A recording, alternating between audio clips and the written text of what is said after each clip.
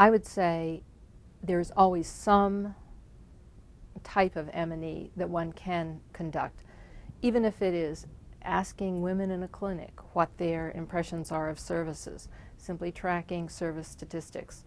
It's not a question of none versus all. It's a question of where along the spectrum you want to invest in M&E, to what extent you want to invest in M&E. A program that had very few resources obviously would not put 90% of them in M&E. That would make absolutely no sense. But there is a level that's appropriate to different situations. In terms of advice that I give to program managers in terms of developing an M&E system, I would advise them to see what other people have done. There's been a lot of work conducted. The Measure Evaluation Program was one of the leaders in this area. There are a lot of tools out there, so don't reinvent the wheel. The other advice that I would give to them is to be practical, use a lot of common sense. Don't go out and accept somebody's tool because someone else thought it was a good idea if in fact that's really not what's important to your organization. Perhaps the single most important question to ask is, what are we trying to achieve? And to select indicators and data collection systems that answer that specific question. Are we achieving what we're trying to achieve? In terms of the ideal system for a design of an M&E program, obviously having the necessary resources is important. Those are not just financial resources, but also the human resources, people that have done this before, that have good ideas about what would make sense, what would be practical, what the trade-offs are. One key aspect about monitoring and evaluation is the importance of thinking through the system from the start.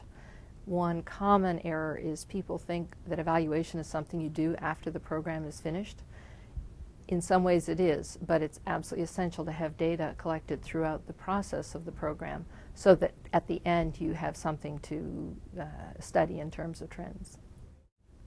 In terms of whether or not organizations in developing countries have the capacity to implement M&E, again, it all depends on what kind of M&E.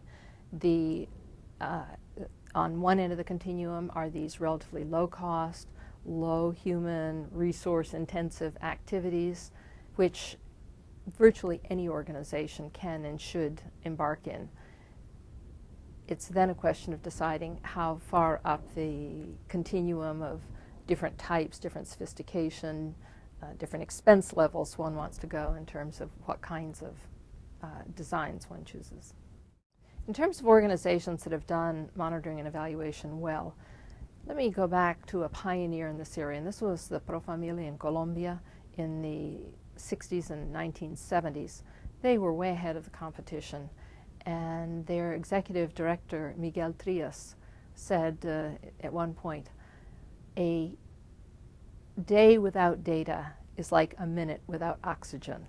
And to have someone at that level indicating the need for data to be able to track what was going on in the programs was truly exemplary and inspirational to other programs in the field. I'd say today, not many, but that it is common for organizations to have at least some means of tracking contraceptive utilization. Certainly the demographic and health surveys, the DHS, have provided us with a richness and a wealth of information which some other areas of public health could only hope for.